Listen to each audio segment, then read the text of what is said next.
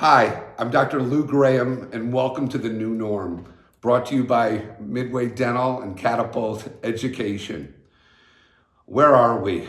Where are we? So the governors and state legislatures for the past month have basically closed our offices down, really closed us to the point, rightfully so, for doing emergency-only dentistry.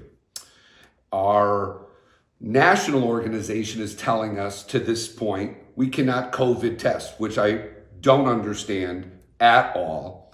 And there we are as dentists, kind of sitting in a quandary and waiting for PPE.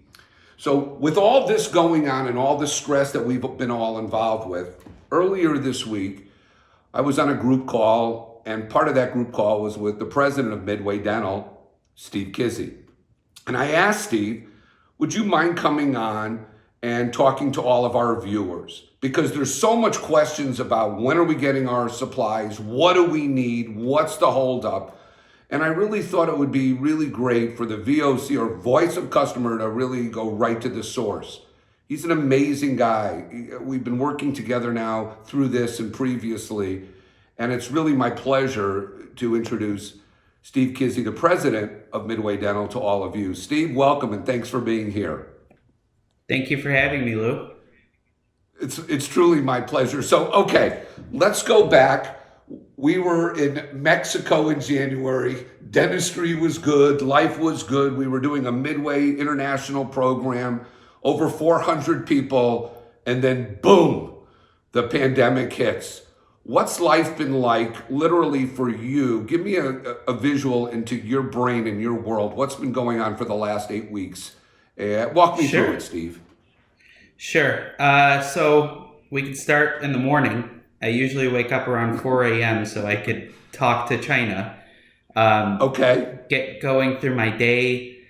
We have over 60 some odd reps that are at home with nothing much to do except contact their customers and contact me. So answering a lot of questions because there's a lot of unknowns, go through the entire day, go through roller coasters on the supply chain, and then starting at about 9 p.m., it's talking to China again until close to 1 a.m. So it's about a 22-hour day lately, trying to do our best to supply the frontliners and because of the existing relationships we have in Asia in the PPE industry. So most of the suppliers right now are just getting into this. And that's why you see a lot of the counterfeit or fake or subpar PPE products being provided because they're being sold a bill of goods and they don't know what they're talking about. Okay, so that's a nightmare, but I'm going to go back. So let's call it 6 weeks ago. Here you are 8 weeks ago. You're running a dental company, got thousands of customers, expanding really on a fast curve. When you were getting these PPEs, and we talk about first responders, were the bulk of what you were purchasing now as a dental company just going out to hospitals and first responders? Walk me through those first couple of weeks or the last 6 weeks about how you were providing those goods out. So yes, the last 8 weeks, it's 95% first responders, hospitals, state governments. It seems as if they're all pleased to work with us because we're actually a company that knows what they're talking about, such as our competitors.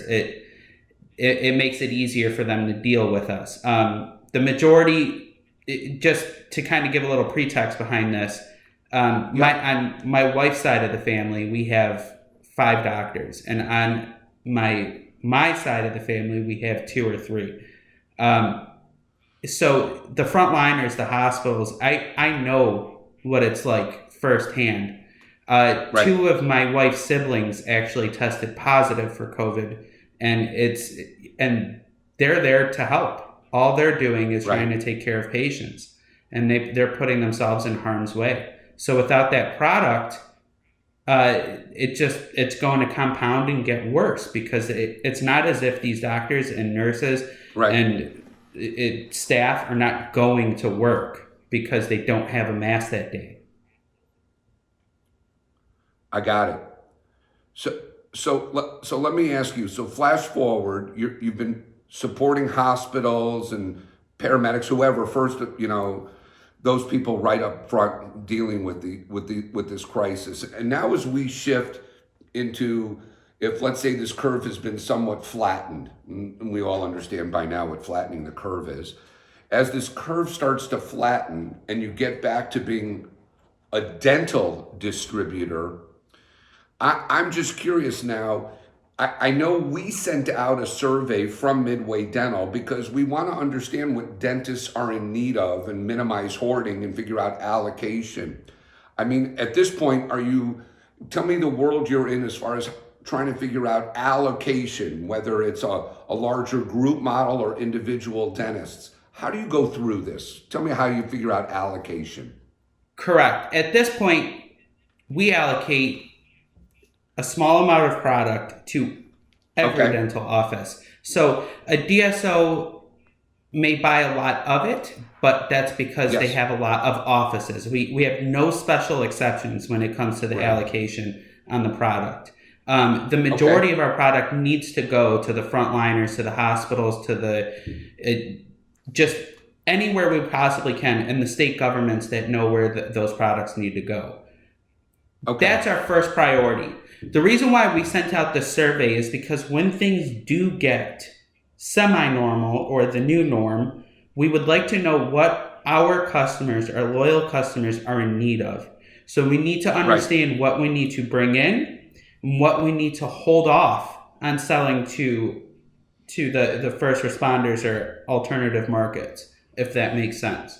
Of course it does. We need to make sure that we can take care of our doctors because you actually sent me the article, Lou, that dentists and hygienists are number 1 and 2 on the most dangerous professions when it comes to COVID-19. Right. Yeah. So I know for me, Steve, as a dentist, not as your clinical director, and we're seeing emergencies, that limited amount of PPE for us to see our limited emergencies every week, I believe we're first line also. I'm not at all competing with hospitals and saving lives. No way. But when we're dealing with infections and other what I call urgent needs, I do feel as a dentist, it's important for us to get at least a limited supply of those PPEs. And I think that's what the survey will hopefully, If you could stop one patient from going to a hospital and being exposed, you're saving a life by doing that. Now, listen, we really agree, and the hospital doesn't want to deal with these, not at all. And so this is why I do believe we're right up there. Yes, dental hygiene, that's going to come later in the summer, and we're going to figure out ways. But right now, it's emergency care and PPE. So let me ask you this. Okay, I'll say you got to have somewhat vision here. When do you see in this supply chain, then I'm going to get to all the issues. When do you see in this supply chain that dentists could almost routinely be getting 10 PPEs for their offices to be seeing emergencies? With all the UPS and stuff, what are you thinking? When can we get back to that? Realistically, the next 45 days.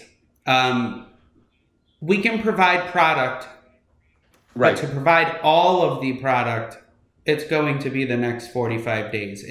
What this has caused is a whirlwind where hospitals, state governments, the federal government all realized they did not have enough stockpile. And we were too reliant to one area of the world to supply this. I think that's turning into a huge issue because we're so reliant on one area of the world. Yeah. So Steve, with that, what's going on then with customs in China? I mean, I hear there's more holdups. All I have to do is read. So what's going on with customs in China? So to be honest, it's actually a good thing. We're happy it did it. Okay. It did delay some of our shipments because there's new regulations, but what it actually does is stop these counterfeit products or these bad products from coming into the United States. The last thing China wants to be known for is selling subpar products. They worked very hard to get out of that reputation. The last thing they wanted to do was get right back in it. So some of the things that they've done, I believe there was almost 6,000 or 5,500 registered mask manufacturers in China. They forced everybody to relicense and only approved about 450 that can export. Wow. Okay. Each package has to have a quality assurance stamped by somebody that has reviewed the product. Right. And Midway Dental actually took it a bit further. We took it further when we first started, before this law came out. We have our own audit team on the ground that we've employed in China that actually supplies an employee that lives at the manufacturing facility and supervises our product. So not only do they check with compliance on laws and compliance on the regulations and FDA certifications, so on and so forth. Now, everything's ever changing, so everybody's always trying to catch up because it's almost daily that there's a new rule, either by the Chinese government or by the United States, and you have to quickly adapt. But what we've done is try to ensure that we have absolutely no problems with the products that we procure. I love that because that's how we do, or I'll say how you do your own quality control for sure. Okay. I think that's great because I just think that's great because as a dentist, I think the quality control becomes paramount because we got to know what we're using is top notch. Yeah. Correct. Yeah, for sure. Okay. One more question on this, one more shipping is, so for example, sometimes we're told that, the masks or the PPE are coming in. How does shipping now cause even further delays and more headaches for you weekly? What's going on with shipping here? So the biggest delay was actually that new law in China that just changed everything. Think about it this way. On April 10th, they came out with the new law. No communication to any of the manufacturers that this is the new law. So everything that was manufactured pre-April 10th, they have to go through each package over and put all the proper documents in. God. Now imagine if they actually went and dropped these products off to UPS to ship over to the United States. That was the largest holdup that delayed our shipments. Now that's been streamlined. Another issue is when you think of UPS like you think of in the United States, there's more advanced infrastructure here. In China, in the rural areas, they don't have a UPS brown truck pick up.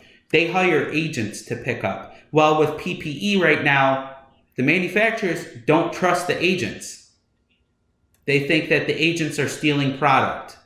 We've actually had our own customers where we've shipped masks and they're stealing.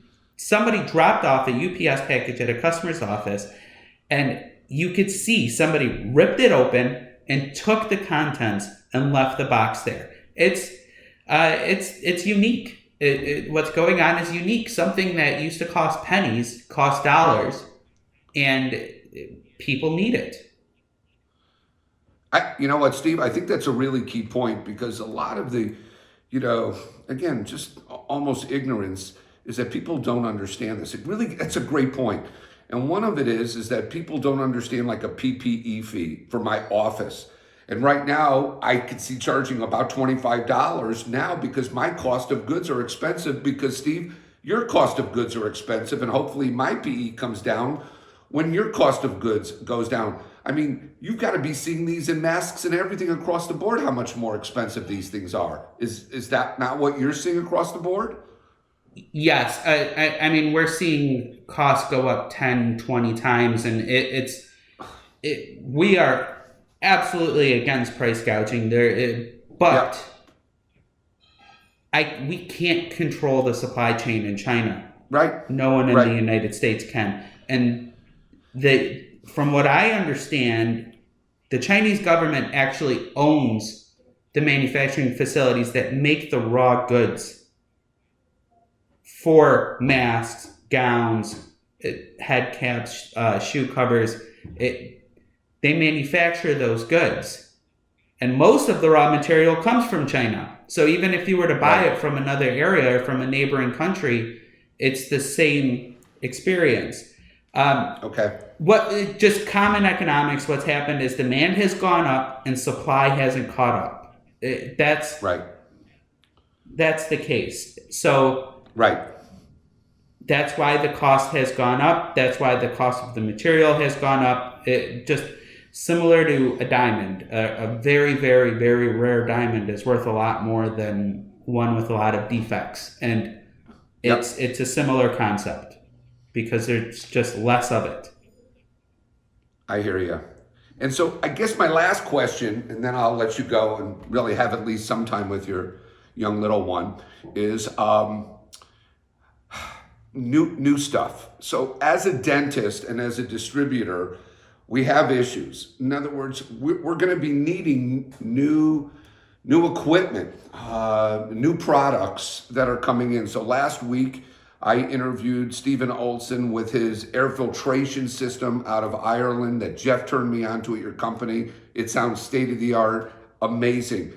How does a company like yours work at evaluating new products versus just bringing them in and selling them to dentists? How does that work in your world? Well, Lou, most of our products actually come from you and Catapult, so I assume you did your research before we give it to other dentists. Okay, wait a second. I hear you. That's great, Steve. And Catapult moves forward. That's how we brought like Perio Protect, and I think we'll have a relationship. We're looking at all these testing manufacturers. We're doing our best too. And you also though have the team, and you also have a team that will be out there looking and sourcing opportunities for us to evaluate. I believe you have that internal team, and yeah. And I think that's how we'll be best working together. I'll give you an example of some stuff is pure luck. Some stuff is we do a lot of research and we hear the market demand. But for example, Novaris, we've actually sold Novaris for years. Right. Nobody needed it before the new pandemic. Yes. Right. Or we didn't think we needed this air filtration. Right. Yeah. So the Novaris, the reason why we chose them is other markets that use them. We talk to the hospitals that purchase the units, and they're in NASA spaceships. You'd have to assume NASA did their studies, but Novaris is the only company that has an actual study to prove that it kills, not just traps, these viruses and bacteria. So all in all, we know it's the best in the market. I am no expert in the field, but after studying and working with 4 or 5 different manufacturers, that is the one that we chose to exclusively offer because we believe it's the best for our customers. As a matter of fact, I am getting a few installed in my home. Wait, is that after my office or is that before my office? That's after your office. Okay, actually, it's really cool. I gotta be. They have HVAC units, so you could actually have a heating and cooling person install it in your furnace. Yeah. I love it. I just want to close that. I think between Catapult and Midway, I think a lot of our relationships are going to continue to be looking at products that really we as a profession need to really understand how to best utilize and make sure that they have an impact. Because every dollar I spend on a product is an important dollar at this point. And I'm sure you feel the same way about all your clients, Steve. Absolutely. We will work our best to make the right decisions, provide the best products for all of our clients. We will ensure a stable supply, but allocation is going to be the new norm. You're not going to be able to stockpile masks or gowns or any of those things for a while. And our doctors have to know that, and they have to be prepared for that. For example, If somebody's using an N95 mask or a respirator mask, make sure you place another mask on top of Right. it to have Right. it last as long as possible. Right. Those are the different things that we have to think of to take care of patients, and we will continue to study new options. And I'm positive with pandemics like this, innovation occurs. Somebody is going to invent something that's going to amaze us, and we are always on the lookout for that product. Right. And Lou, I want to thank you and all the Catapult speakers and evaluators, because you are going to be our front line on all of those products that we find or you find to help better the industry. It means a lot to me, and I love working with you and your team. Really do. I want to say thanks to Steve for joining us on The New Norm, and so many more episodes are coming. We've got so many great guests. Steve, this has been a great half-hour talk with you. I wish everybody to be safe and be smart. Have a great week. Bye-bye. So let me be clear. We want to hear from you. We want to hear your questions. So what we want you to do is we want you to go to education@midwaydental.com. Shoot us your questions. We'll go right to the experts. I know I'm not the expert, so let's go ask the experts what we should be doing as our next step next week, the week after, and thereafter. I look forward to hearing from you.